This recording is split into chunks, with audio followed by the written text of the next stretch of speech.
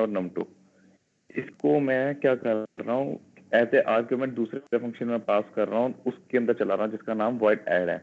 ऐसे ही मैं कई सारे फंक्शन बना के इसको यूज कर सकता हूँ। लेकिन सर मेरा क्वेश्चन ये है कि मैं चाहता हूँ कि जैसे ये तो इंटीजर वैल्यू ही ले मतलब फ्लोट वैल्यू ही ले रहा है, इंसर्ट कर रहा है, कोई ऐसा कॉमन प्रोग्राम बने जो कि सारी वैल्यूज ले सके। क्योंकि अगर मुझे इंट वैल्यू लेनी पड़ेगी तो मेरे को इंसर्ट इंट करके एक प्रोग्राम बनाना पड़ेगा, देखो लॉजिक तो आपको बाद में एज ए लिखना आर्ग्यूमेंट पड़ेगा। वो तो कर सुनिए, ले। समझ गया मैं आपकी बात। आपको लॉजिक तो लिखना पड़ेगा। अगर ऐसा कोई बना भी दोगे तो उसके अंदर जाके फिर कंपैरिजन तो करना पड़ेगा ना। जी जी जी हम्म। अब जैसे ऐसे समझ लो कि ये प्रिंट एलन मेथड है ना, जिसमें आप इंटीजर जी सर। वैल्यू देते हो तो इंटीजर भी ले लेता है, स्ट्रिंग देते हो तो स्ट्रिंग भी ले लेता है, फ्लोट देते हो फ्लोट भी ले लेता है। आपको क्या लग रहा है कि ये मेथड एक ही बनाया गया होगा, अलग अलग बनाया गया होगा? आपको क्या लगता है? अलग अलग अलग है सर। हाँ, तो अलग अलग बनाया गया होगा।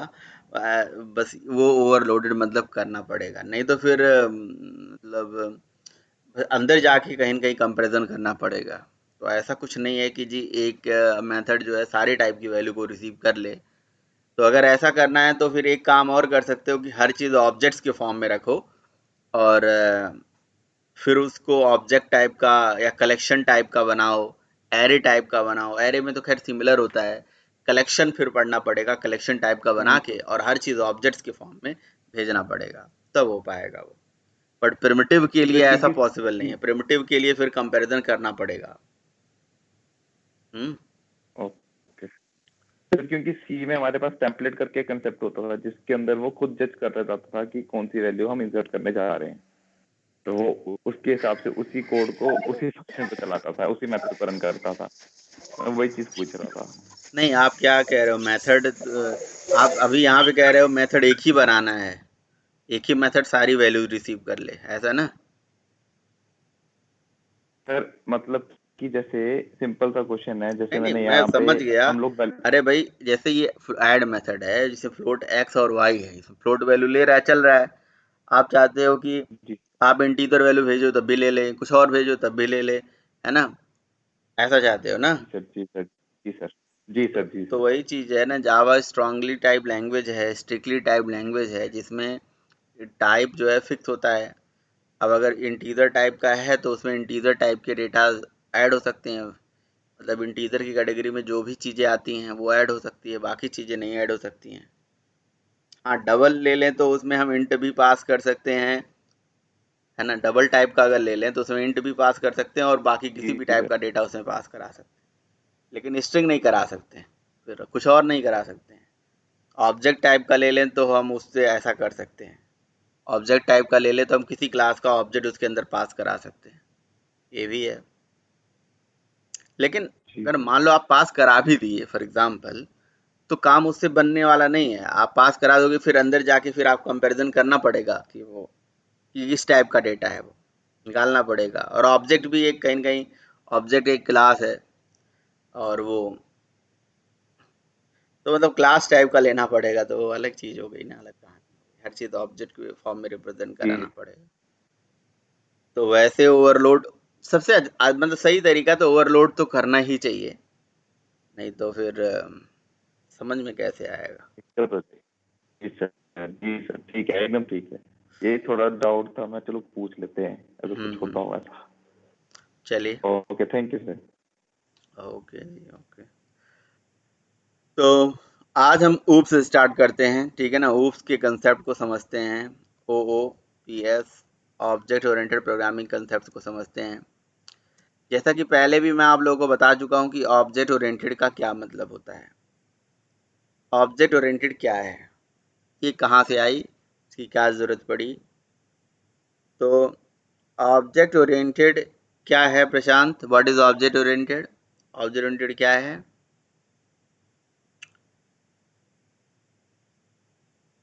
हाँ जी, बताओ भाई, ऑब्जेक्ट ओरिएंटेड क्या है? Object oriented. हेलो हाँ जी, हाँ जी। सर, ये ऑब्जेक्ट ओरिएंटेड का मतलब है कि ये जो लैंग्वेज है रियल वर्ड से ली गई है। इसके जो भी हर एक चीज है वो रियल वर्ड से ऑब्जेक्ट के रूप में नहीं, से ऑब्जेक्ट कनेक्ट किया है। ओरिएंटेड क्या है, बस इतना ही मैंने पूछा। तो आप ये बोल दो कि ऑब्जेक्ट ओरिएंटेड एक प्रोग्रामिंग मेथोडोलॉजी है या प्रोग्रामिंग टेक्निक है। बस बाद में बताओगे और ये रियल वर्ड से ली गई है। पहले तो उसको ये समझा सकते हैं हम कि ये है क्या, किस चिड़िया का नाम है, इसे क्या बोला जा सकता है। तो ऑब्जेक्ट ओरिएंटेड को एक प्रोग्रामिंग मेथोडोलॉजी या प्रोग्रामिंग टेक्निक बोला जा सकता है जो रियल वर्ड से ली गई है, राइट। जिसके अंदर बहुत सारे कंसेप्ट आते हैं like object, class, inheritance, encapsulation, polymorphism, और कलेक्टिवली इन सारे कंसेप्ट को हम एक सिंगल नाम से जानते हैं जिसको हम बोलते हैं ऊप्स। तो oops stand for object oriented programming concepts. So object oriented एक मेथोडोलॉजी है सॉरी, ऑब्जेक्ट ओरिएंटेड एक प्रोग्रामिंग मेथोडोलॉजी है जो रियल वर्ड से ली गई है, जिसके अंदर बहुत सारे कंसेप्ट हैं। कलेक्टिवली इन सारे कंसेप्ट को मिला के एक सिंगल नाम से इसे हम जानते हैं, जिसको हम ऊप्स बोलते हैं। तो oops stand for object oriented programming concepts because it has so many concept, right? तो और वो concept like object, class, inheritance, encapsulation, polymorphism, ये सब कंसेप्ट है। तो जावा जो है ये एक ऑब्जेक्ट ओरिएंटेड प्रोग्रामिंग लैंग्वेज है। क्यों आई थी ये ऑब्जेक्ट ओरिएंटेड प्रोग्रामिंग लैंग्वेज? या ऑब्जेक्ट ओरिएंटेड लैंग्वेज का नाम तो है नहीं, ऑब्जेक्ट ओरिएंटेड कोई लैंग्वेज का नाम है क्या? नहीं नहीं, ये कोई लैंग्वेज का नाम नहीं है, ये एक प्रोग्रामिंग मेथोडोलॉजी है, एक प्रोग्रामिंग टेक्निक है, कोई लैंग्वेज का नाम नहीं है ये। जो लैंग्वेज इस मेथोडोलॉजी को, इस पर्टिकुलर कंसेप्ट को फॉलो करती है, वो language object oriented programming language कहलाती है। ठीक है। ऑब्जेक्ट से जुड़ी हुई 3 तरह की लैंग्वेजेस होती हैं। एक ऑब्जेक्ट ओरिएंटेड होती है, एक ऑब्जेक्ट बेस्ड होती है और एक प्योर ऑब्जेक्ट ओरिएंटेड लैंग्वेज होती है। ऑब्जेक्ट ओरिएंटेड, ऑब्जेक्ट बेस्ड और प्योर ऑब्जेक्ट ओरिएंटेड में क्या डिफरेंस है? रंजीत चौकोटिया जी बताएंगे, बताइए। ऑब्जेक्ट ओरिएंटेड, ऑब्जेक्ट बेस्ड और प्योर ऑब्जेक्ट ओरिएंटेड मेथोडोलॉजी में क्या अंतर होता है, या इन टाइप की प्रोग्रामिंग लैंग्वेजेस में क्या अंतर होता है?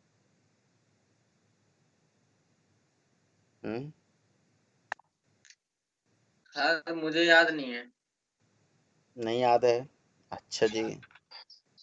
तो स, स, अ, अ, अ, अ, अ, कौन बताएगा? श्याम बता दो भाई, आप ही बता दो श्याम। क्या डिफरेंस होता है object oriented, object based, pure object oriented methodology में?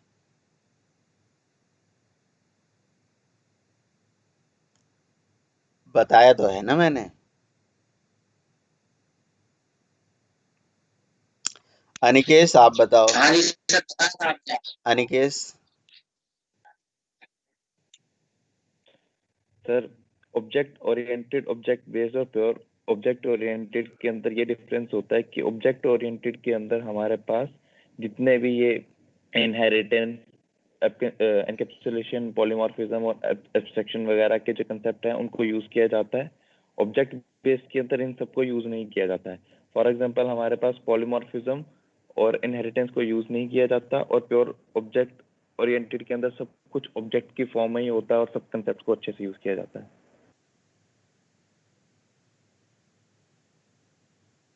हेलो। हाँ हाँ, सुन रहा हूँ मैं। तो आप बोल रहे हो ऑब्जेक्ट ओरिएंटेड लैंग्वेज वो होती है जो क्या है? फिर से बताइए। ऑब्जेक्ट ओरिएंटेड लैंग्वेज वो होती है जो क्या करती है? सर, सबसे पहली बात तो ये है कि जो रियल वर्ल्ड के कंसेप्ट को यूज करती है, सपोर्ट करती है। ओके।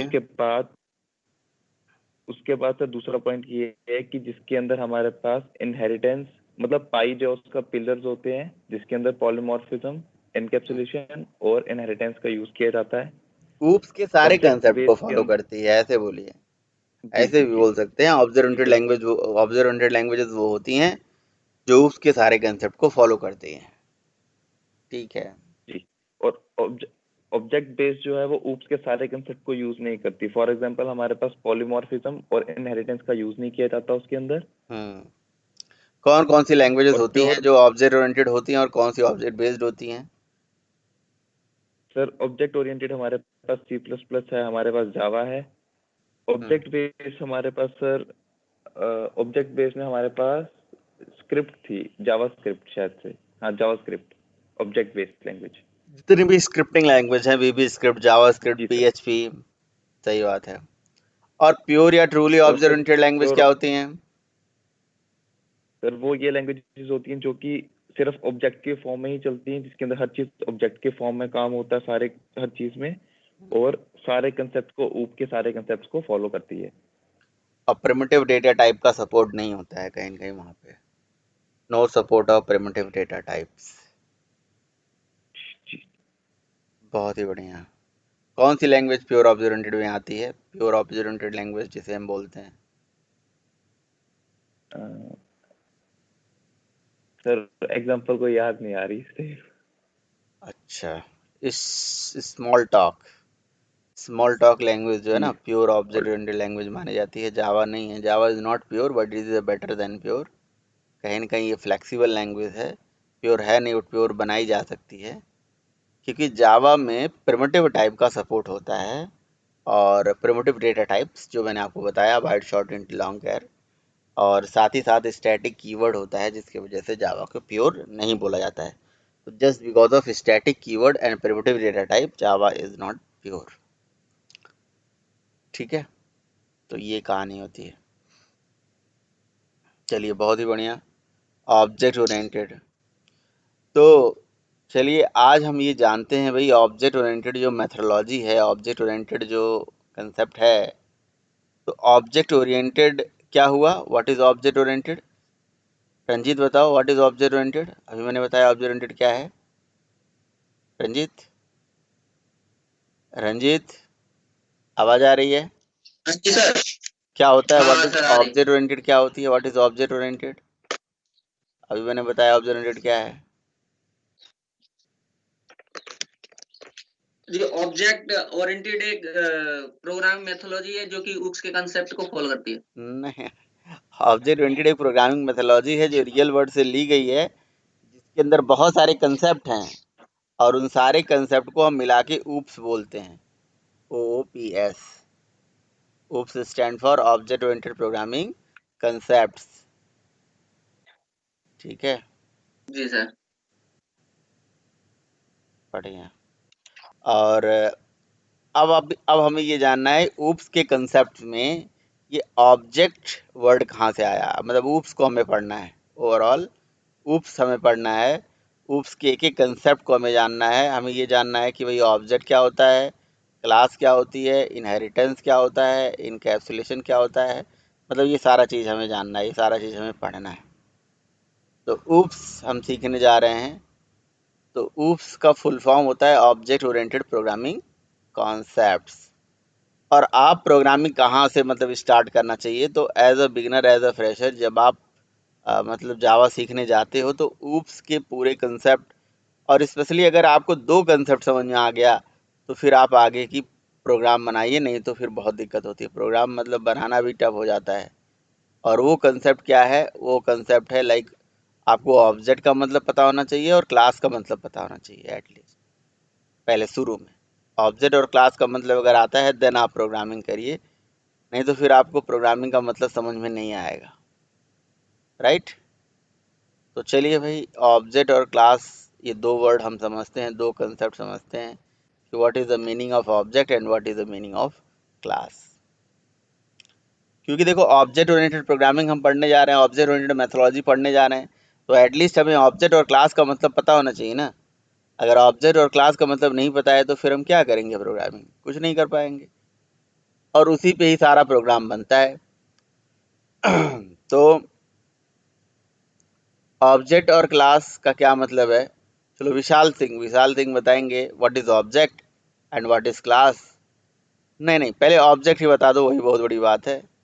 और इसको ना, मतलब रियल वर्ड से रिलेट करके समझाइएगा। और why object? Object oriented programming में ऑब्जेक्ट वर्ड कहाँ से आया, इसकी क्या ज़रूरत होती है, क्यों हम इसे मतलब ऑब्जेक्ट बोलते हैं, और क्या इसका मतलब होता है, सारा चीज़ बताइए। Sir object is an instance of a class. और ना विशाल, इस तरह समझाओगे तो फिर हमारे सिर से ऊपर से चला जाएगा, हमें तो कुछ नहीं समझ में आएगा। मैं बिगिनर हूँ एकदम, और मुझे ये बताना है पहले ऑब्जेक्ट को रियल वर्ड से लेते हुए, समझाते हुए, और उसको फिर कोडिंग से और सारा चीज़ समझाओ। आप सीधे ऑब्जेक्ट इज इंस्टेंस बताओगे तो इसका मतलब कोडिंग वोडिंग समझाने लगोगे आप। हाँ जी, हाँ सर ऑब्जेक्ट जो है, जो जितनी भी चीजें हैं जो रियल वर्ल्ड में, वो सारी की सारी ऑब्जेक्ट हैं। ठीक है, जो हमें दिखाई दे रही हैं, वो सारी की सारी ऑब्जेक्ट हैं। लेकिन तो इसी तो जावा में इसी को ही ऑब्जेक्ट बोला गया है। ओके नहीं सर, इतना ही पता है सर। अच्छा, इतना ही पता है। ओके, और कौन बताएगा? हाँ बिल्कुल बताइए। अगर सिंपल वर्ड में बोले तो ऑब्जेक्ट वो चीज़ है जो एक रियल वर्ल्ड में एग्जिस्ट करती है। एग्जिस्ट मतलब करती है जो रियल वर्ल्ड में, जिसको हम देख सकते हैं, टच कर सकते हैं, फील कर सकते हैं, इस टाइप के बोले कि रियल जनरल टर्म। और ऑब्जेक्ट की थ्री टर्म होती है, स्टेट होता है, बिहेवियर होता है, आइडेंटिटी होता है। अब जैसे अगर हम कुछ भी ले लें, मोबाइल फ़ोन या कार ले लें, तो उसका स्टेट होगा कलर, और बिहेवियर होगा जैसे मोबाइल का कॉलिंग, मैसेजिंग, मतलब इस टाइप में बहुत सारे। और आइडेंटिटी, उसकी एक आइडेंटिटी भी होती है, नंबर टाइप में आइडेंटिटी होती है। अगर हम उसकी क्लास की बात करें तो क्लास होता है collection of method is called class, general term में बोल सकते हैं।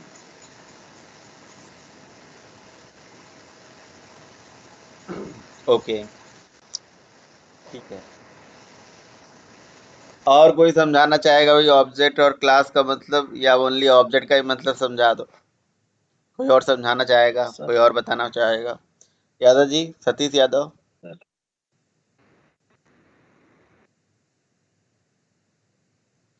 सतीश यादव जी बताइए भाई।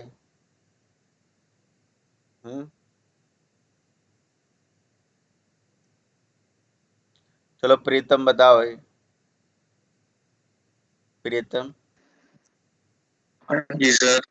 बताइए। सर ऑब्जेक्ट का मतलब सर कोई रियल वर्ल्ड में किसी मतलब कोई भी ऑब्जेक्ट, जैसे कोई एग्जांपल सर स्टूडेंट हो गया सर, या कोई टीचर, जैसे हम क्लास बनाते हैं सर, क्लास का नाम देते हैं सर, तो उस मतलब उसी मतलब जो ऑब्जेक्ट है सर, उसी के बारे में हम सर मतलब कि क्लास में हम जो क्लास में लिखते हैं सर, मतलब ऑब्जेक्ट सर, वो तो ऑब्जेक्ट हो गया सर। जो क्लास हो गया सर, उसका ब्लू प्रिंट हो गया सर, जिसमें हम ना मतलब कि उसका ना ऑब्जेक्ट, हम जो ऑब्जेक्ट को, जो रियल वर्ल्ड का जो ऑब्जेक्ट, उसको इनिशियलाइज उसका क्लास बोलते हैं सर। उसका जितना सर फंक्शन है सारे क्लास में देखो बता तो सब लोग रहे हैं, लेकिन एकदम मिला के सब लोग खिचड़ी कर दे रहे हैं ऑब्जेक्ट और क्लास का डेफिनेशन।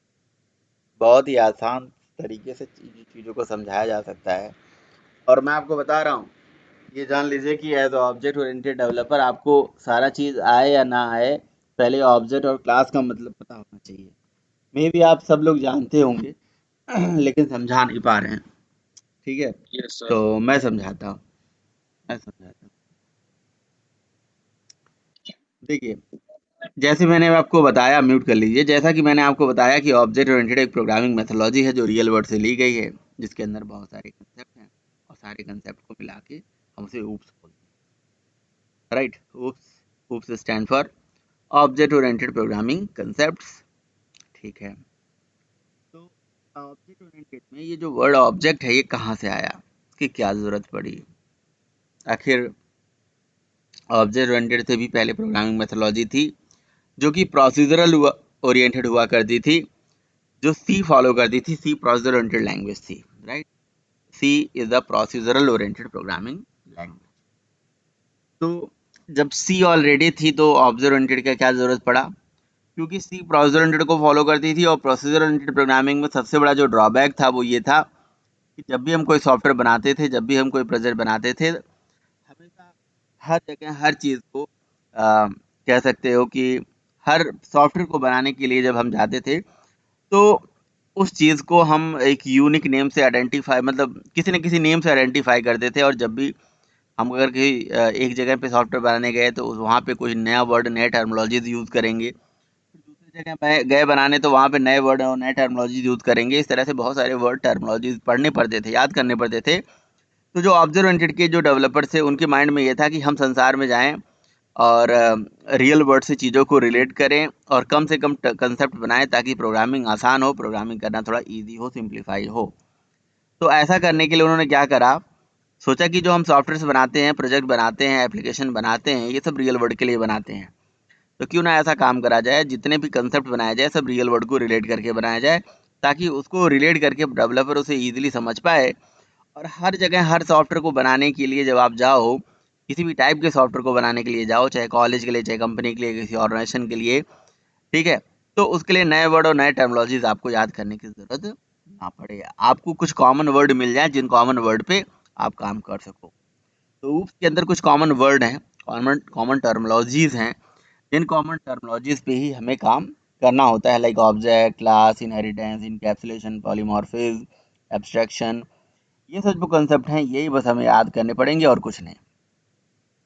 यही कॉमन मेथोडोलॉजी, कॉमन टर्म है, कॉमन कंसेप्ट है। बस इसे पढ़िए, इसे को याद करिए, काम हो जाएगा। ठीक है, तो इन मेथोडोलॉजीज में, इन कंसेप्ट में, इन टर्म में ऑब्जेक्ट वर्ड या ऑब्जेक्ट ओरिएंटेड में ऑब्जेक्ट वर्ड कहाँ से आया, जरा इसके बारे में बात करते हैं और बहुत ही गहराई से सोचते हैं, बहुत ही डेप्थ में इसको सोचते हैं, समझते हैं। अगर आपको यही आ गया कि ऑब्जेक्ट ओरिएंटेड में ऑब्जेक्ट वर्ड कहाँ से आया और ये क्यों हम बोलते हैं और क्यों हम कहते हैं, तो आधा तो वैसे ही मजा आ गया। आधा तो इसमें से सारे कंसेप्ट में से ये दो कंसेप्ट जो है की पिलर है ऐसे, ऑब्जेक्ट और क्लास। तो जरा इसको समझते हैं। तो इतना तो समझ में आ रहा है कि जी उनका पर्पस यही था, मतलब जो ऊप्स के क्रिएटर थे, कि कम से कम कंसेप्ट हो। ओके, मैंने बताया भी था, वैसे मैं फिर से बताता हूँ। देखिए, जब हम सॉफ्टवेयर रियल वर्ल्ड के लिए बनाते हैं, काम हम रियल वर्ल्ड के लिए करते हैं, तो अप्रोच भी रियल वर्ल्ड का होना चाहिए। और हमें, हमारे पास अगर ज़्यादा से ज़्यादा कंसेप्ट होंगे तो चीज़ों को समझना कठिन होगा, लर्न करना कठिन होगा। तो कम से कम कंसेप्ट होने चाहिए, कम से कम चीज़ों को याद करना चाहिए। ऐसा नहीं है कि भाई बहुत सारे कंसेप्ट बना देंगे तो फिर डेवलपर को भी पढ़ने में डिफ़िकल्टीज हो और कोई अगर एक नॉर्मल आदमी है उसको भी पढ़ने में दिक्कत हो। तो इस प्रॉब्लम को सॉल्व करने के लिए उन्होंने सोचा कि यार सबसे पहले एक काम करते हैं, संसार में आने वाले जितने भी रियल वर्ल्ड के एंटिटीज़ हैं उनको किसी कॉमन नेम, किसी यूनिक नेम से आइडेंटिफाई करते हैं। एक ऐसा कॉमन नेम, एक ऐसा यूनिक नेम जो हर रियल वर्ल्ड एंटिटी पे लगाया जा सके, चाहे वो फिजिकली एग्जिस्ट करता हो ना करता हो। क्योंकि जब हम सॉफ्टवेयर बनाते हैं तो रियल वर्ल्ड के लिए, किसी भी चीज़ के लिए बनाते हों, तो हम बनाते हैं, स्पेशली अगर हम सॉफ्टवेयर कभी हम किसी शॉपिंग मॉल के लिए बनाते हैं, कभी किसी ऑर्गेनाइजेशन के लिए बनाते हैं, कभी किसी चीज़ के लिए बनाते हैं, है ना। तो जब भी किसी भी चीज़ के लिए हम सॉफ्टवेयर बनाएं तो हमारे पास कोई ऐसा कॉमन नेम हो, यूनिक नेम हो, उसी से हम उसे आइडेंटिफाई करें। मीन्स जब सॉफ्टवेयर डेवलपर की, एज ए सॉफ्टवेयर डेवलपर जब भी आप सॉफ्टवेयर बनाने जाएं तो आपके पास एक ऐसा कॉमन नेम, यूनिक नेम हो जिस यूनिक नेम से उसको आइडेंटिफाई कर सकें और उसे वो नेम प्रोवाइड कर सकें, ताकि जब किसी भी जगह पे किसी भी चीज़ के लिए सॉफ्टवेयर बनाने जाएं तो उसी यूनिक नेम से उसको आइडेंटिफाई करें। ऐसा ना हो कि आपको अलग अलग नाम, अलग अलग चीज़ें याद करनी पड़े। ऐसा ना हो कि जी आप अगर किसी कॉलेज के लिए सॉफ्टवेयर बनाने जा रहे हो तो नए वर्ड और नए कंसेप्ट याद करने पड़े, फिर किसी ऑर्गेनाइजेशन के लिए बनाने जा रहे हो तो अलग वर्ड, अलग टर्मिनोलॉजी याद करने पड़े। मान लो किसी स्कूल के लिए, सॉरी ये क्या नाम है, किसी मॉल के लिए बनाने जा रहे हो तो अलग वर्ड, अलग टर्मिनोलॉजी याद करनी पड़े। तो ऐसा ना हो, हम में ऐसे कुछ कॉमन नेम हो जो संसार में आने वाले हर रियल वर्ल्ड एंटिटी पे लगा सकें और ताकि उसी नेम से उसको आइडेंटिफाई करें और प्रोग्रामिंग आसान हो थोड़ा। तो ऐसा करने के लिए उन्होंने संसार में, समाज में आने वाले हर रियल वर्ल्ड एंटिटी को यूनिक नेम से आइडेंटिफाई करने की कोशिश करी। क्या ऐसा नाम दिया जाए, क्या ऐसा कंसेप्ट यूज करा जाए, क्या ऐसा वर्ड यूज करा जाए संसार में आने वाले हर चीज़ पे लगाया जा सके, चाहे वो कुछ भी हो, चाहे वो कुछ भी हो। तो ऐसा करने के लिए उन्होंने बहुत सर्च करा, तो उनको मिला क्या, ऑब्जेक्ट।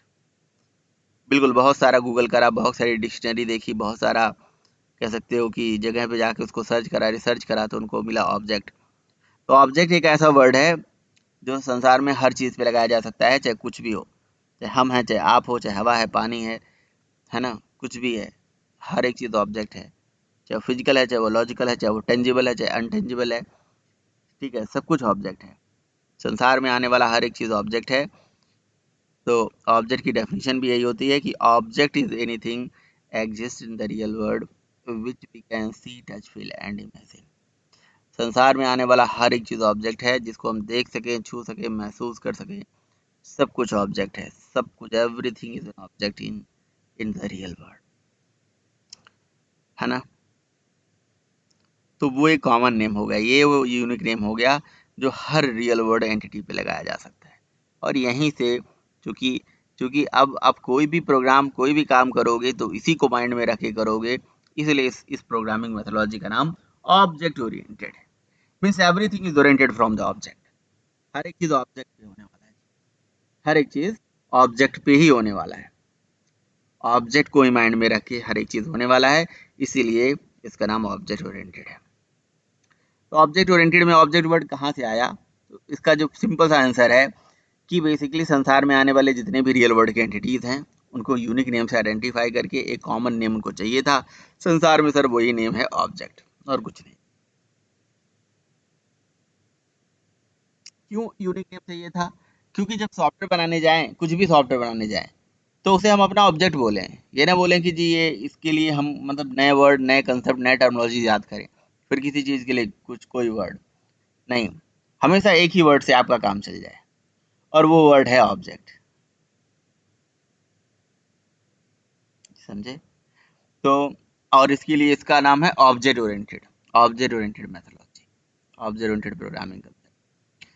तो बोलते हैं कि object is anything which exist in the real world which we can see, touch, feel and imagine. फिर से मैं बता रहा हूँ डेफिनेशन। अब इंटरव्यू में गए, इंटरव्यू ने आपसे क्वेश्चन पूछा what is object. Sir object जो वर्ड है ना, वो कई तरह से समझाया जा सकता है। वो रियल वर्ड से समझाया जा सकता है, कोडिंग में समझाया जा सकता है, मेमोरी में समझाया जा सकता है। तो object can be explain in so many ways. It can be explained from real world point of view, it can be explained from coding point of view, it can be explained from memory point of view, है ना, and from class point of view। कई तरह से object को समझाया जा सकता है। Object can be explain in so many ways. ये देखिए, the term object can be explain in so many ways, ये मैं आपको दिखाना चाह रहा था। रियल वर्ड से, कोडिंग से, मेमोरी में, एंड क्लास की पॉइंट ऑफ व्यू से, चार तरह से ऑब्जेक्ट को समझा सकते हैं। जब भी इंटरव्यू में जाए, इंटरव्यूअर ने आपसे क्वेश्चन पूछा तो ये बताएं, ठीक है। और फिर आप उसके रियल वर्ड से समझाए। सर रियल वर्ड के पॉइंट ऑफ व्यू से सबसे पहले मैं समझाना चाहूँगा कि रियल वर्ड के पॉइंट ऑफ व्यू से ऑब्जेक्ट कोई भी चीज़ है जिसके देख सकें, छू सकें, महसूस कर सकें, इमेजिन कर सकें, सब कुछ ऑब्जेक्ट है। एक एक वर्ड जो मैं आपको बोल रहा हूँ यहाँ पे लिखा हुआ है, सारे रियल वर्ड की एंटिटी ऑब्जेक्ट कहलाती है। रियल वर्ड एंटिटी जिसका फिजिकल, लॉजिकल, टेंजिबल, अनटेंजिबल एग्जिस्टेंस हो, सब कुछ ऑब्जेक्ट है। Everything is an object. हम ऑब्जेक्ट हैं, आप ऑब्जेक्ट हो, हवा पानी ऑब्जेक्ट है, मोबाइल फ़ोन ऑब्जेक्ट है, कार ऑब्जेक्ट है, सब कुछ ऑब्जेक्ट है। अगर आप कुछ सोच रहे हो तो सोचना भी एक ऑब्जेक्ट ही है।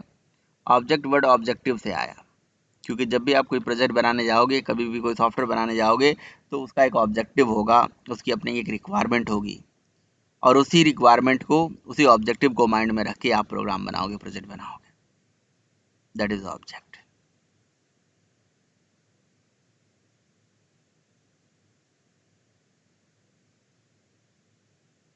क्लियर?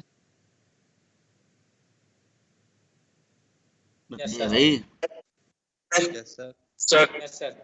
सर हाँ जी, किसी को कोई कुछ पूछना ऑब्जेक्ट से रिलेटेड तो पूछ सकता है। अभी मैं रियल वर्ड से समझा रहा हूँ, कोडिंग से नहीं। और रियल वर्ड के पॉइंट ऑफ व्यू से जब भी आपको कोई ऑब्जेक्ट मिले, कोई ऑब्जेक्टिव मिले, कोई आपकी रिक्वायरमेंट मिले, तो उसे आप मान लेना अपना ऑब्जेक्ट। और हर ऑब्जेक्ट की तीन कैरेक्टरिस्टिक्स होती हैं। स्टेट होता है, बिहेवियर होता है, आइडेंटिटी होती है। स्टेट का मतलब होता है डेटा मेंबर, बिहेवियर मतलब मेंबर फंक्शन, और आइडेंटिटी ही कहलाती है और कुछ नहीं कहलाती है। स्टेट को एट्रीब्यूट भी बोल सकते हैं। तो जैसे मैं आपको कोई काम देता हूँ कि भाई ये काम आपको करना है, तो वो आप क्या मान लोगे? अपना ऑब्जेक्टिव मान लोगे, ऑब्जेक्ट मान लोगे।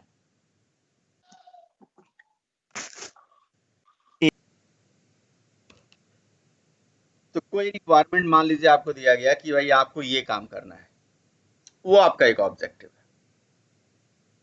कोई भी काम अगर आपको दे दिया जाए, उसे अपना आप ऑब्जेक्टिव मान लोगे। अपना ऑब्जेक्ट मान लोगे और उस ऑब्जेक्ट से 3 चीज निकालोगे, उसका स्टेट निकालोगे, बिहेवियर निकालोगे, उसकी आइडेंटिटी निकालोगे, प्रोग्रामिंग स्टार्ट कर दोगे। जैसे एग्जाम्पल के तौर पे हमारे पास एक मोबाइल फोन होता है, एक ऑब्जेक्ट है, हम एक ऑब्जेक्ट हैं, आप एक ऑब्जेक्ट हो, सब कुछ ऑब्जेक्ट है वैसे संसार में।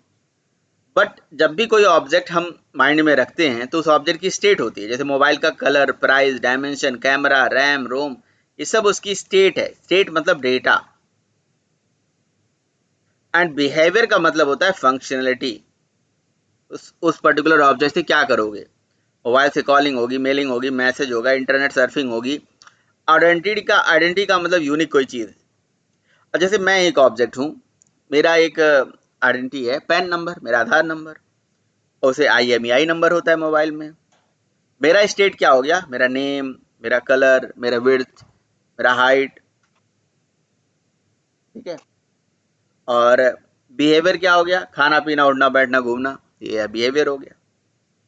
तो as a object oriented developer, जब भी आप किसी प्रोग्रामिंग की बात करते हो, जब भी प्रोग्रामिंग की बात होती है, जब भी प्रोग्राम्स हम बनाते हैं, तो ऑब्जेक्ट यही होता है भाई। Object is anything which exists in the real world which we can see, touch, feel and imagine।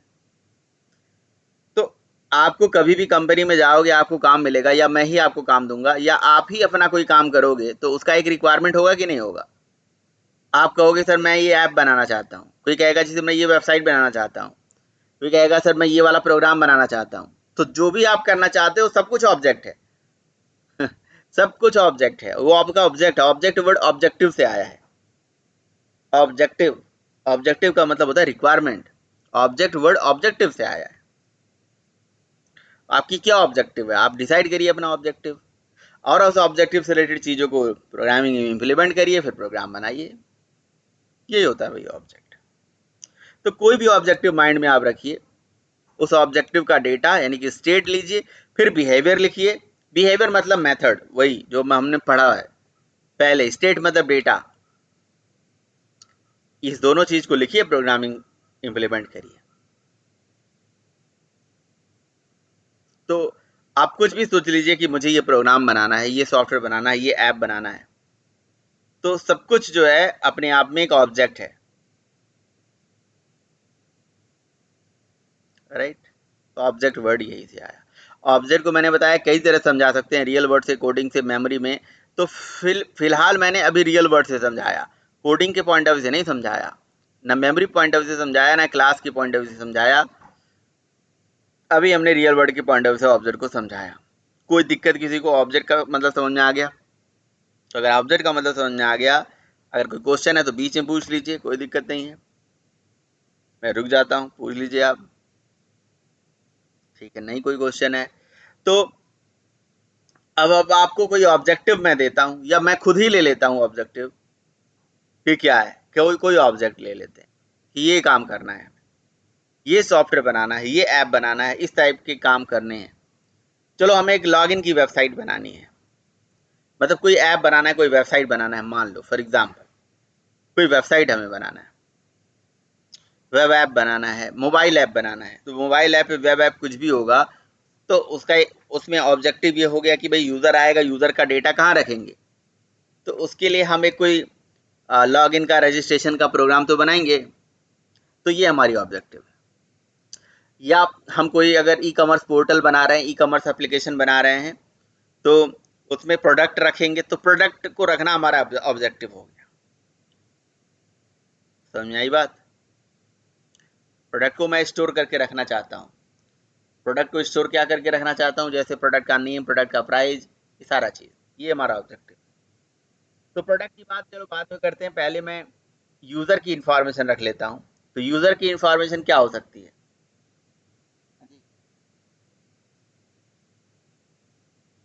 एक यूजर की क्या इंफॉर्मेशन हो सकती है?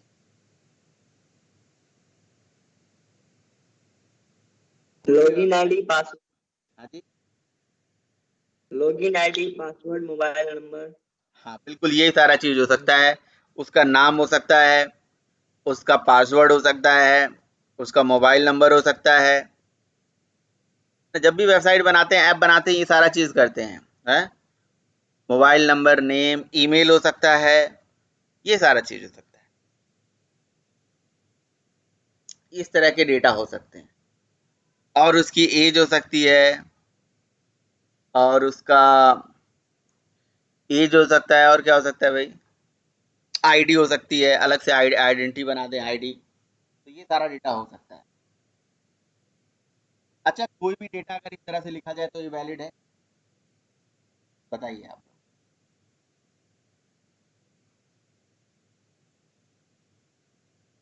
No sir. तो क्या करा जाए, कैसे लिखा जाए?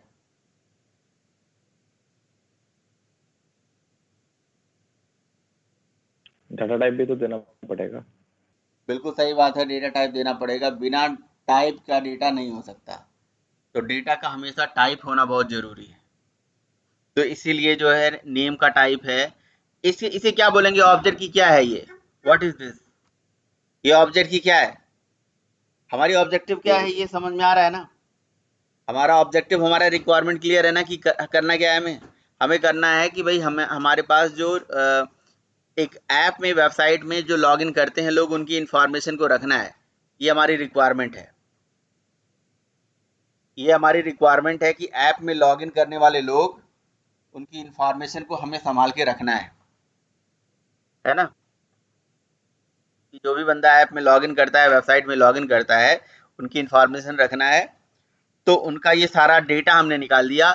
इसी को हम बोलते हैं state of an object, data member of an object. तो ये स्टेट में जो है ये नेम हो जाएगा, स्ट्रिंग हो जाएगा। मेरे ख्याल से पासवर्ड भी हम स्ट्रिंग में ही ले सकते हैं, कोई दिक्कत नहीं है। मोबाइल नंबर भी मैंने आपसे बताया था कि इस पर अर्थमेटिक ऑपरेशन करना नहीं, स्ट्रिंग ले सकते हैं। और ईमेल भी स्ट्रिंग ले सकते हैं।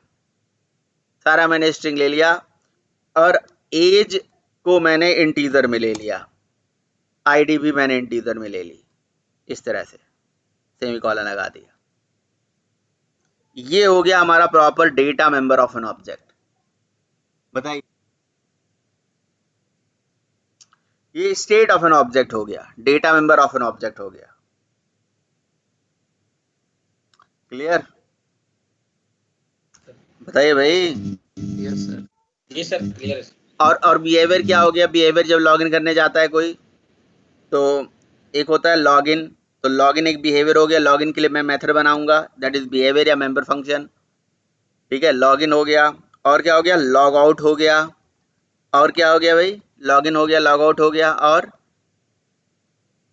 इनकी इंफॉर्मेशन को प्रिंट कराने के लिए व्यू इंफॉर्मेशन हो गया, व्यू इन्फो।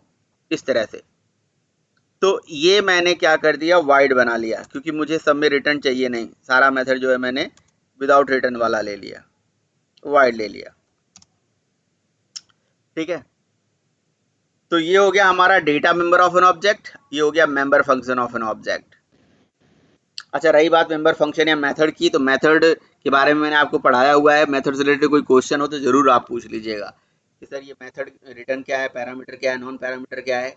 आप प्रैक्टिस करिए। मेरे ख्याल से सब लोगों ने प्रैक्टिस करा है मेथड का, लेकिन मेथड बहुत इंपॉर्टेंट चीज़ है, उसको और अच्छे से समझना चाहिए, खूब प्रैक्टिस करना चाहिए। तो जी, मैंने एक ऑब्जेक्टिव लिया था माइंड में कि कोई वेबसाइट में कोई ऐप मैं बनाने जा रहा हूँ जिसमें मैं लॉगिन करवाने जा रहा हूँ, वो मेरी रिक्वायरमेंट है। मैं उस वेबसाइट का रिक्वायरमेंट, ये डेटा लिया, ये मेथड लिया। ऐसे आपको कुछ भी कोई काम मिले, कोई भी काम मिलता है, तो हमेशा ऐसे आप उसको अपना एक ऑब्जेक्टिव माने, उस ऑब्जेक्टिव का डेटा उठाएं, फिर उसकी फंक्शनलिटी उठाएं, और फिर प्रोग्राम बनाना स्टार्ट कर दें। That is object, that is objective. Objective सोचो, प्रोग्राम स्टार्ट कर दो। बट यहाँ पे एक क्वेश्चन आ जाता है। क्वेश्चन क्या आ जाता है कि सर, अगर मैं किसी ऑब्जेक्टिव को, किसी भी ऑब्जेक्ट की स्टेट को, उसके बिहेवियर को इस तरह से प्रोग्रामिंग में लिखता हूं, तो क्या ये वैलिड है? क्या ये वैलिड है? नहीं वैलिड है, क्योंकि ये यूजर डिफाइंड डेटा है। ये यूजर डिफाइंड डेटा को एक स्ट्रक्चर प्रोवाइड कराना है। इस यूजर डिफाइंड डेटा को हम ऐसे नहीं लिख सकते। कोई भी यूजर डिफाइंड डेटा इस तरह से नहीं लिखा जा सकता। यूजर डिफाइंड डेटा को स्ट्रक्चर वे में लिखने के लिए हमें कुछ ना कुछ तरीका चाहिए। अगर मैं इस प्रोग्राम को आपको या किसी को भी बताऊं, देखो ये मेरा प्रोग्राम है, और इसको देख के तुम ये बताओ कि ये किसके लिए बनाया गया है, तो कोई भी बंदा नहीं देख के बता पाएगा। और वो ये नहीं बता पाएगा ये किस ऑब्जेक्टिव के लिए बनाया गया है, इसकी क्या रिक्वायरमेंट है, क्या इसका पर्पस है इस पर्टिकुलर प्रोग्राम का, what is objective of this program. यहां पे देख के नहीं समझ में आ पा रहा है। तो चलिए चला इसको समझने की कोशिश करते हैं। जैसा कि हम जानते हैं रियल वर्ल्ड में आने वाला जितने भी एंटिटीज है हर एक चीज ऑब्जेक्ट होता है, चाहे वो फिजिकल, लॉजिकल, टेंजिबल, अनटेंजिबल एग्जिस्टेंस हो। संसार में आने वाला हर चीज ऑब्जेक्ट है। Everything is an object which exists in the real world, which we can see, touch, feel and imagine. Every object having state, behavior and identity. तो कोई एक ऑब्जेक्ट बताओ, सब लोग एक एक ऑब्जेक्ट बताओ जिसका अपना स्टेट, अपना बिहेवियर, अपनी आइडेंटिटी होती हो। सारे ऑब्जेक्ट्स को, मतलब कोई भी चीज बता सकते हो आप, मतलब आप कोई भी एग्जांपल ले सकते हो कि सर ये एग्जांपल है, इसकी स्टेट होती है, बिहेवियर होती है और ये आइडेंटिटी होती है। सर ट्री हो गया, सर बर्ड्स, ह्यूमन, ट्री भी हो गया सर, बर्ड भी हो गया, बर्ड हो गया, टीवी और सर कार ले सकते हैं, कार ले सकते हैं और लैपटॉप हो गया सर, लैपटॉप हो गया, सब कुछ ऑब्जेक्ट है। मतलब सब कुछ ऑब्जेक्ट है, कुछ भी बोल दो ऑब्जेक्ट है, मुंह से जो भी निकल जाएगा ऑब्जेक्ट है। बिल्कुल सही बात है, सब कुछ ऑब्जेक्ट है। तो भाई अगर कोई भी ऑब्जेक्ट, और हर ऑब्जेक्ट की ये भी तीन, ये आ रहा था ना, तीन कैरेक्टरिस्टिक्स होती है, किसी ने बताया भी था मुझे, स्टेट होता है, बिहेवियर होता है, आइडेंटिटी होती है। State, behaviour, identity. स्टेट कोई डेटा मेंबर, बिहेवियर कोई मेंबर फंक्शन बोलते हैं। तो जैसा कि हम जानते हैं कि रियल वर्ल्ड में हर ऑब्जेक्ट की अपनी स्टेट होता है, बिहेवियर होता है, आइडेंटिटी होती है। रियल वर्ल्ड में आने वाला जितने भी रियल वर्ल्ड के एंटिटीज हैं, है ना, सबका अपना स्टेट होता है, बिहेवियर होता है, आइडेंटिटी होती है। हर एक चीज वो जिसे देख सके, छू सके, महसूस करके सके, सब कुछ ऑब्जेक्ट होता है।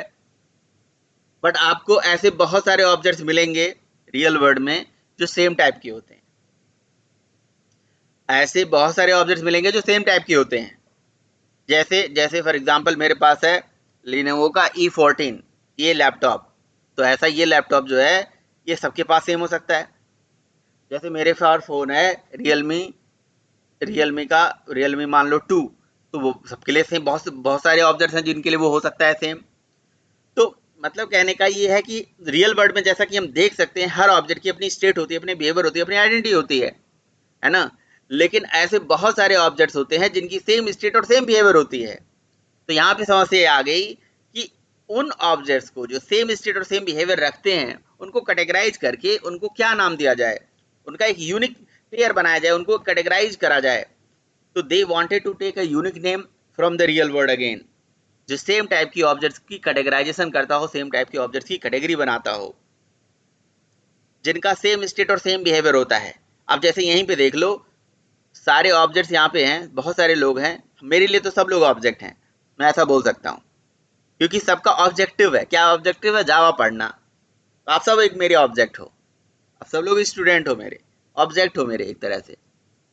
और सबको कैटेगराइज करके एक कॉमन वर्ड मैं क्या यूज कर सकता हूँ, कि क्या यूज कर सकता हूँ, आप मुझे बताओ। संसार में जो सेम टाइप के ऑब्जेक्ट्स को कैटेगराइज करने के लिए यूज करा जा सकता है, आप तो अभी तुरंत बता दोगे क्योंकि हो सकता हो आपके दिमाग में पहले से हो, लेकिन जो उस के क्रिएटर थे उनके माइंड में वो चीज नहीं था। तो उन्होंने समाज में, प्लेन में, सोसाइटी में, जगह जगह पे जाके देखा कि यार कौन सा ऐसा नाम हो सकता है, ऐसा कौन सा वर्ड हो सकता है जो सेम टाइप की ऑब्जेक्ट्स की कैटेगराइजेशन को एक्सप्लेन करता हो।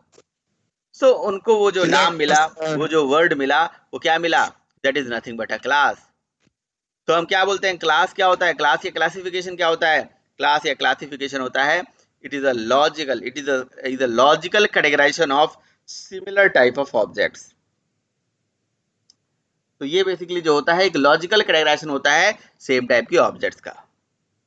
It is a logical categorisation of similar type of objects.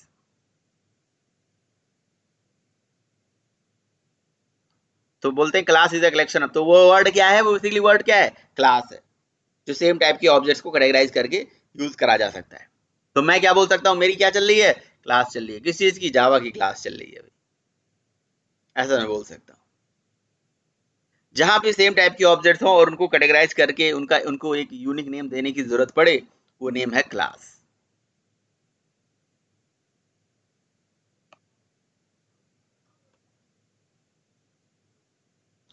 ठीक है, बात समझ में आ गई। क्लास का क्या मतलब है भाई? जी सर। क्लास वर्ड कहाँ से आया, उसका क्या मतलब है, क्लियर हो गया? What is class? हाँ जी, यस यस सर। हाँ सर। अब ये बहुत जल्द मैं इन लोगों को ग्रुप से निकालने वाला हूँ जो क्लास ज्वाइन नहीं करते हैं, है ना। इनके लिए क्लास का मतलब है ही नहीं। हमारे लिए क्लास और ऑब्जेक्ट इतना हम टाइम लगा रहे हैं पढ़ने में, और बाकी लोग क्लास और ऑब्जेक्ट का मतलब ही नहीं समझ रहे हैं। बताओ क्या फायदा है?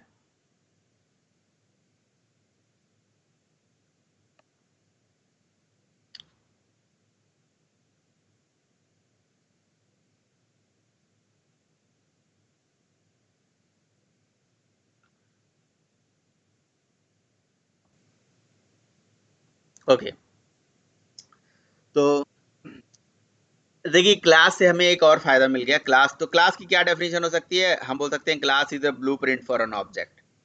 क्लास क्या होती है? एक ब्लूप्रिंट होती है किसी ऑब्जेक्ट के लिए। और जावा में क्लास बनाने का सिंटैक्स क्या होता है? ये क्लास बनाने का सिंटैक्स होता है। पहले आपको क्लास लिखना है,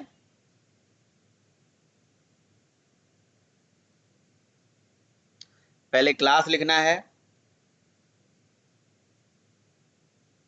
पहले क्लास लिखना है, क्लास का आइडेंटिफायर लिखना है, एंड उसके बाद डेटा मेंबर लिखना है। इस तरह से सारी चीजें यूज करनी है। एक मिनट रुको। ओके, तो ये होती है सिंटैक्स क्लास बनाने की। क्लास, क्लास का आइडेंटिफायर, क्लास कीवर्ड होता है, फिर उसका आइडेंटिफायर होता है, मतलब उसका नाम होता है। देन क्लास के अंदर होता क्या है? डेटा मेंबर होता है, मेंबर फंक्शन होता है, स्पेशल मेंबर फंक्शन होता है, सारा चीज होता है। तो देखो हर चीज को विद रिक्वायरमेंट पढ़ो, क्यों कैसे के साथ पढ़ो, चीजें आपको अच्छे से क्लियर होंगी। सबसे पहले आप ये सोचो कि हम ऑब्जेक्ट क्यों पढ़ रहे थे, ऑब्जेक्ट का पर्पस क्या था। देखो ऑब्जेक्ट का पर्पस था संसार में आने वाले हर रियल वर्ल्ड एंटिटी को किसी कॉमन नेम से आइडेंटिफाई करना। ये ऑब्जेक्ट का बनाने का ऑब्जेक्ट का पर्पस था। ऑब्जेक्ट आ गया, ऑब्जेक्ट से रिलेटेड स्टेट आ गया, बिहेवियर आ गया, क्लियर है। बट ये ऑब्जेक्ट का जो स्टेट और बिहेवियर है किस ऑब्जेक्टिव के लिए है, क्या इसका पर्पस है, ये नहीं क्लियर हो पा रहा है। तो किसी भी ऑब्जेक्ट की स्टेट और बिहेवियर को कैटेगराइज करके अगर अगर जैसे अभी आपसे ये बोला जाए किस ऑब्जेक्टिव के लिए लिखा गया है तो नहीं बता पाओगे। इसको कंपाइल करा जाए तब भी कंपाइल नहीं हो पाएगा। लेकिन इसको अगर मैं एक क्लास में बना के रख दूं, क्लास का नाम रख दूं user, USER, user log in, और ओपनिंग क्लोजिंग करके इसको रख दूं, तो कोई भी बंदा दूर से देख के बता देगा यूजर लॉगिन के लिए क्लास बनाई गई है, उसका ये पर्पस है। ठीक है, और क्या बता सकता है? और बता सकता है कि जी, और सबसे बड़ी चीज है कि इसको सेव करके इसको कंपाइल करा जा सकता है। अब ये यूजर डिफाइंड डेटा स्ट्रक्चर हो गया, यूजर डिफाइंड डेटा टाइप हो गया। क्लास बनाने से इतना फायदा होता है, या क्लास बनाने का ये पर्पज होता है। अब आपसे कोई क्वेश्चन पूछा ये ऑब्जेक्ट वर्ड कहाँ से आया, ऑब्जेक्ट कहाँ से आया, तो आप बता सकते हो ना। और ऑब्जेक्ट का क्या मतलब है ये बता सकते हो ना। क्लास क्यों हम बनाते हैं ये बता सकते हो आप। सर देखो एक ऑब्जेक्ट है, मान लो कोई ऑब्जेक्टिव हमने लिया, उसका डेटा लिया, उसके बिहेवियर लिया, और उसको डेटा और बिहेवियर को कैटेगराइज हमें करना है। तो सर क्या नाम दे सकते हैं? क्लास। तो क्लास जो है ऑब्जेक्ट को कैटेगराइज करने के लिए यूज होता है। सर ऑब्जेक्ट क्यों, सर क्लास क्यों? सर अगर क्लास नहीं होता तो हम अपने यूजर डिफाइंड डेटा को एक स्ट्रक्चर कैसे प्रोवाइड कर सकते थे? क्लास एक यूजर डिफाइंड डेटा स्ट्रक्चर होता है, एक यूजर डिफाइंड डेटा टाइप होता है। सर क्लास कीवर्ड होता है, फिर उसका नाम लिखते हैं, ओपनिंग क्लोजिंग करते हैं, क्लास बन जाता है। ठीक है, क्या जरूरत थी, इसका नाम क्लास क्यों है, इसका नाम क्लास क्यों नहीं है, इसका नाम कुछ और क्यों नहीं है? क्योंकि सर रियल वर्ल्ड में ऑब्जेक्ट्स जो होते हैं ना, हर ऑब्जेक्ट की अपनी स्टेट होती है, बिहेवियर होता है। लेकिन ऐसे बहुत सारे ऑब्जेक्ट्स होते हैं जिनकी सेम स्टेट सेम बिहेवियर होता है, तो उसको कैटेगराइज करके क्या नाम लिया जा सकता है संसार में, जो सर हर रियल वर्ल्ड एंटिटी को कैटेगराइज करता हो। So we name, they wanted to take a unique name from the real world which is categorizing the same type of object. Sir कौन सा ऐसा नाम हो सकता है, कौन सा ऐसा वर्ड हो सकता है जो सेम टाइप की ऑब्जेक्ट की कैटेगरी बनाता हो? तो वो क्लास है सर, इसीलिए क्लास का नाम क्लास है। Class is the logical categorisation of similar type of object. Class is the combination of data member and member function. ये भी कोई दिक्कत नहीं है। Not is class is only member function. Class में केवल मेंबर फंक्शन नहीं होता, क्लास में डेटा मेंबर भी होता है और मेंबर फंक्शन भी होता है। ओनली मेथड नहीं होता, ओनली डेटा नहीं होता है। Class is a collection of data member नहीं, is a collection of member function, नहीं, is a collection of data member and member function.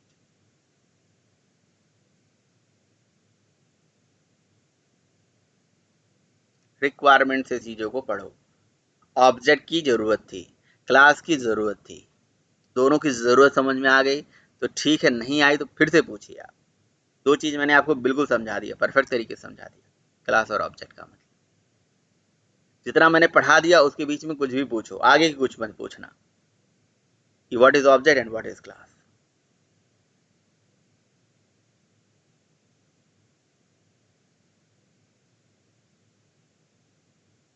Clear है sir?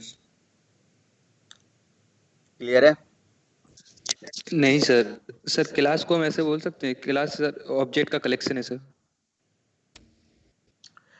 Class is a logical categorization of similar type of objects. केवल object का collection नहीं है, same type के objects का combination है, collection है। From real word point of view, जी सर, फ्रॉम रियल वर्ड के पॉइंट ऑफ व्यू से class is a logical categorisation of similar type of object. एक लॉजिकल कैटेगरी है। जैसे इतने सारे लोग पढ़ रहे हैं तो मैं इसको क्या नाम यूज कर सकता हूं सबके लिए, आप मुझे बताओ। मैं अलग अलग सबको अलग अलग नाम से बोलूं कि जी ये श्याम है, ये सैम है, ये रंजीत है, ये विशाल है, ये प्रीतम है, ये रजनीकांत है, ये ऐसे अलग अलग नाम से आइडेंटिफाई करने से अच्छा है कि कोई कॉमन नेम जिससे मैं आइडेंटिफाई कर सकूं। क्या क्या मैं बोल सकता हूँ, आप बताओ, कोई एक लॉजिकल नेम, कोई common word. User name. Class बोल सकते हैं सर ऐसे, जैसे हम यूजर लोग नेम भी बोल सकते हैं, AM ठीक है, पे। यूजर नेम बोल सकते हैं, बट वो उतना ज्यादा मतलब सटीक नहीं होता। क्लास बोल देंगे तो और बेस्ट हो जाएगा, class.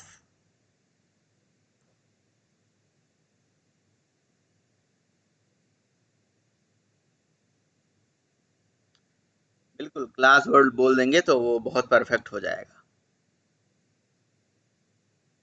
Class is a logical categorisation of similar type of object. ऐसे ही कहीं पे भी आप इस टाइप के वर्ड यूज कर सकते हो, क्लास। ठीक है श्याम, और तो बताइए। सर इस सभी में हम लोग ऑब्जेक्ट हो गए सर, इसमें जितने भी सारे स्टूडेंट है यस, सभी सब लोग ऑब्जेक्ट हो गए ऑब्जेक्ट हो सर। गए, सब ऑब्जेक्ट हो गए।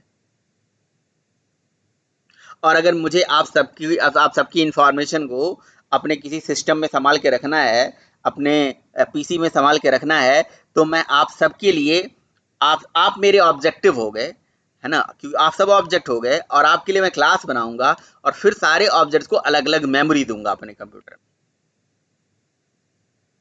अब एज्यूम करो कि आप एक ऐप के यूजर हो, तो आपके लिए मैंने एक क्लास बनाया, है ना, जिसका नाम रखा लॉगिन, यूजर लॉगिन या ओनली लॉगिन, और उसका डेटा ये ले लिया, फिर मेथड मैंने ले लिया, इस तरह।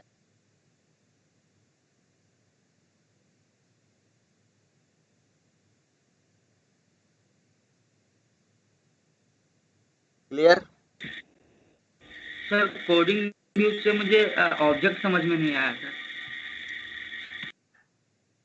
यादव जी, मैंने कोडिंग पॉइंट ऑफ व्यू से समझाया ही नहीं ऑब्जेक्ट का मतलब। मैंने तो real word point of view से समझाया अभी, ना कोडिंग से समझाया, ना मेमोरी से समझाया। मैं रियल वर्ड से, पहले चीजों को रियल वर्ड से समझने की कोशिश कर लेते हैं, रियल वर्ड से कनेक्ट कर लेते हैं, फिर कोडिंग से भी आ जाएगा।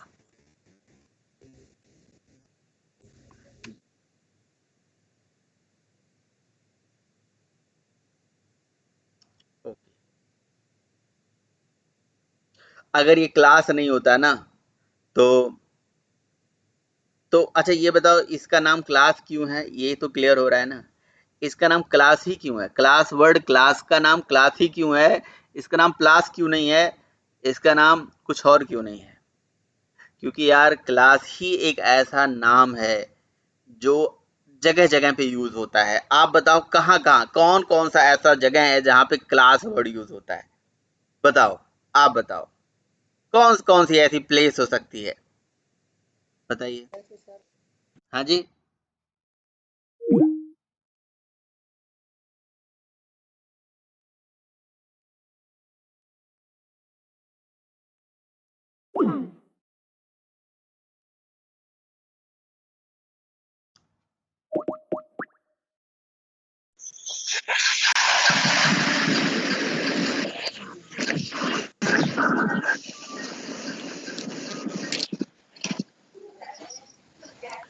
मेरी आवाज आ रही है आप लोगों को? जी सर, यस सर, आ रही है। कॉल कट गया था। तो आप लोग बताइए भाई, कौन कौन सा ऐसा नाम हो सकता है, कौन सा ऐसा वर्ड हो सकता है जहाँ पे क्लास यूज हो रहा है? कौन कौन सा ऐसा जगह हो सकता है? सर ट्रेन के अंदर, एरोप्लेन्स के अंदर class 1, class 2, class A, class B करके बात होती है। कॉलेज में, कॉलेज में, ट्रेन में, और कंपनी हो गया सर। हाँ जी, समझ में, सर मार्केट में, समझ। ओके।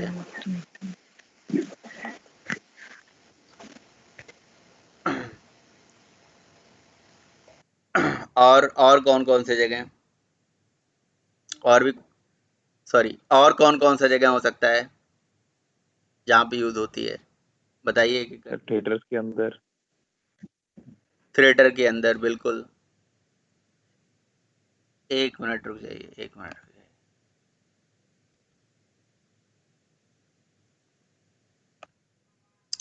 तो समझ में आया भाई क्लास का मतलब? What is the meaning of class? हाँ जी। Yes sir. और कहाँ हो सकता है क्लास जी वर्ड? सर जी। क्लास वर्ड और कहाँ यूज हो सकता है, किस किस जगह आर्मी पे? में भी यूज कर सकते हैं। हाँ जी, आर्मी, आर्मी।